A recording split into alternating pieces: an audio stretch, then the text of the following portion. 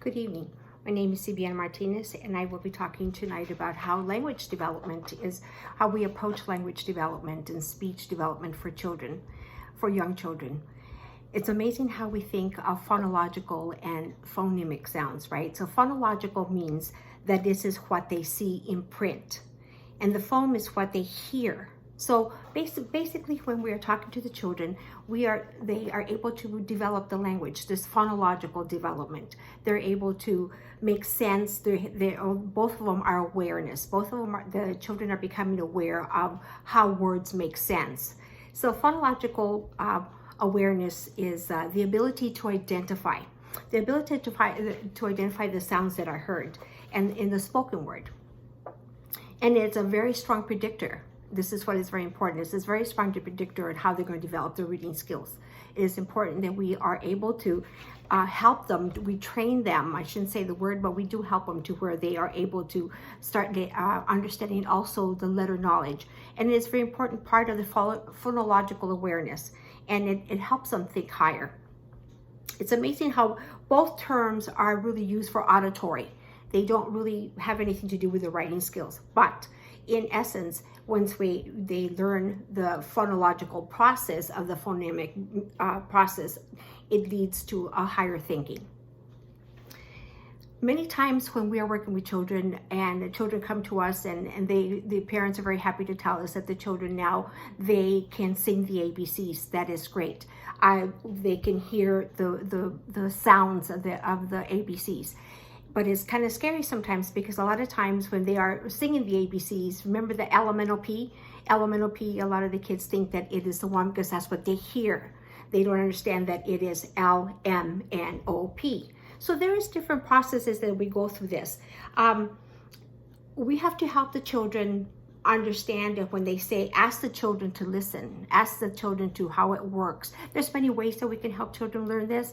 As educators, we have to be very aware that we have to help them. First, they're hearing the language. Once they hear the language, they hear the words and they get the understanding of the words. Now we're going to help them put the words together. So it's very simple. For me, would be like, I have an instance like when we do with cat, right? We have them identify the first letter. So it's the k, at. And this is where you start as an educator to make this phonological and this phonemic work fun. Because then you say, what else rhymes with cat? Hat. Okay, so then it's at. And then then they'll start working with, okay, what else rhymes with that? So then you make it fun. So they can start rhyming hat, cat, rat. And then they can start saying, you can say the hat and the cat went after the rat, and then what? So then they're starting to get the process about how is it going to work for them. The other process that we have is the syllables. We have to help children understand how syllables work. One of the ways that to help the children learn about syllables is an activity that I like to do is that you put the children in a circle. They all get a card, and in that card there is either the letter or the name. So a lot of times I start with their names, okay, so they can start practicing their syllables. So then I'll say their name. So if they say, like for instance, my name, C-B-N, so then that's how many syllables, right? So they would clap it, C-B-N. So then they're identifying now that that has 3 syllables. Another activity that I do that they can go ahead and will hop. You'll hop your name, right? So it'll be like they will do 3 hops for each of my names. The idea is that once they start doing that, you are going to start processing by putting a word wall. You're going to start putting letters up on a wall so they can start identifying. They're seeing it. They're actually now being able to see or hear and understand it. Another thing that you can do is if you're doing 2 words in essence, then you can have them learn the first one, cover the second one, and let them bring this one, and then it coincides with the second one. It is amazing when you see the children understand the phonological and the phonemic awareness because they become aware of how words are being put together, that now when they get a wordless book, this leads to their other skills. This activities lead to the other skills because now they'll get a wordless book. They'll make up their own story. They will look at a book and they'll say, oh, look, the rat is going after the hat. So now they are understanding, they're making those they're actually seeing and hearing.